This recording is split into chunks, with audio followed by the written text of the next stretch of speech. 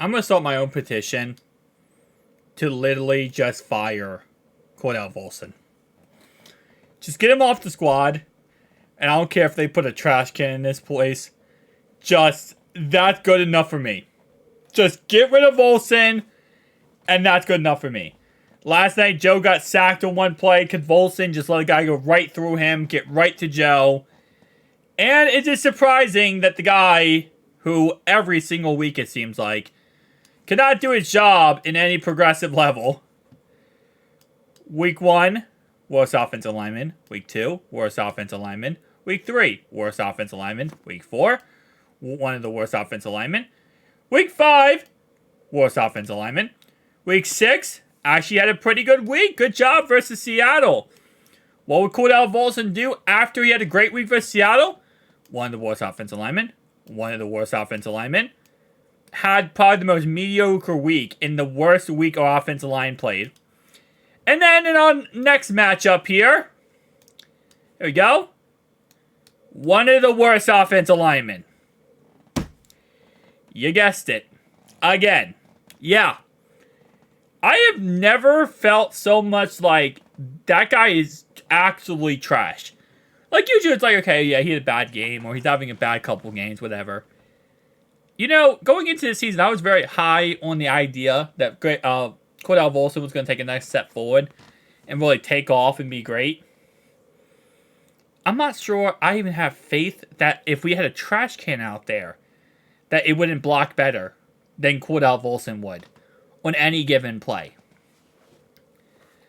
Let's talk about this, because I'm sorry I started this video off 2 minutes in, and this is what I'm ranting about, but it is just sad how bad Cordell Volson truly is. So last night, we had one of our best offensive line performances in a little bit of time. And it's funny to say that because our offensive line last night looked absolutely trash. But in the context of how the last 3 games went, this was actually our best offensive line play. Surprisingly enough. Maybe it's because we had Jake Browning come in and Jake Browning was trying to be mobile and run around and make plays. Maybe that's why. But, yeah. Pass block wise, we had Jonah Williams come in as 70.7 pass blocking grade. Now, if you said, oh, that's weird, because last night when I watched him, it seemed like he was a turntable. It seemed like he worked at a drive-thru, and he was the drive-thru.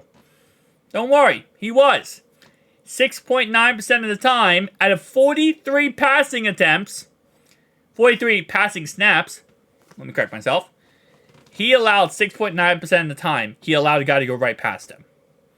Almost 7% of the time, our quarterback dropped back, Jonah had a guy go right through him. Right through him. 7% of the time. Kappa, 2.3% of the time.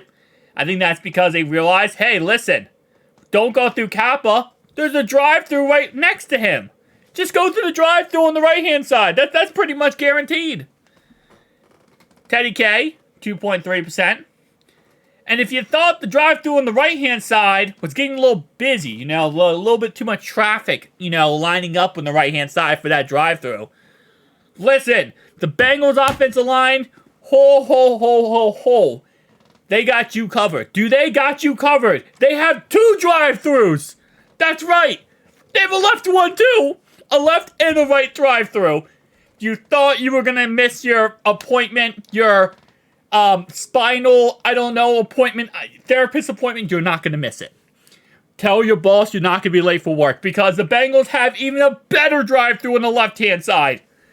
Atlanta Brown giving up 11.6 snaps. 11.6 pass blocking, 11.6% on his pass blocking snaps. The guy went right through him. Here's the funny thing, right? And this shouldn't be funny. You know why the grades look so good, guys?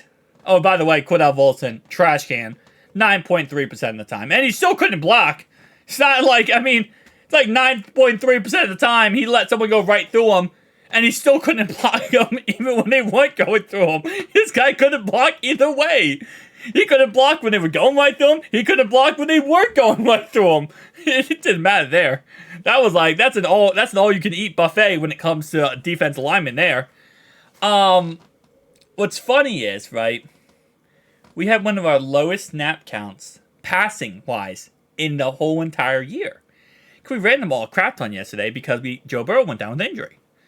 So, these numbers right here are in our lowest snap count, passing-wise, of the whole entire year. Meaning, right? And right now you might say, well, there's 70. If Joe would have played that whole game, these grades right here, they would have been so much worse. If we would have had our typical 65 passing snaps, these grades would have been red. Those percentage times that the pass rush has gotten through our offensive line, gotten to Joe, everyone on this list here would have had 10%. This is only looking good because we only had 43 passing snaps. That's why this looks good. It looks really good when you didn't have to go against a lot.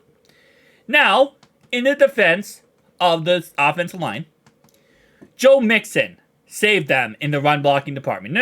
I know what you're about to say. But the run blocking looked good. Joe Mixon saved them. There's so many times in that game where Joe Mixon cut, made a move, made a little change of direction, and played great football. Wasn't an offensive line doing anything special. It was Joe Mixon. As always, Joe Mixon had a Joe. As always, a Joe had to bail out this offensive line.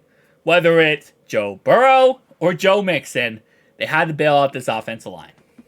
Landon Brown, while he was, busy getting pancakes created from his drive-thru company, he actually was a pretty good blocker. 85.2. Okay.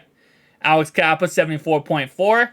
Cordell Volson, look at that. He found a way not to come in last. That is so surprising. Found a way not to come in last year. Teddy K and Jonah Williams. The drive-thru R Us. The OG drive-thru.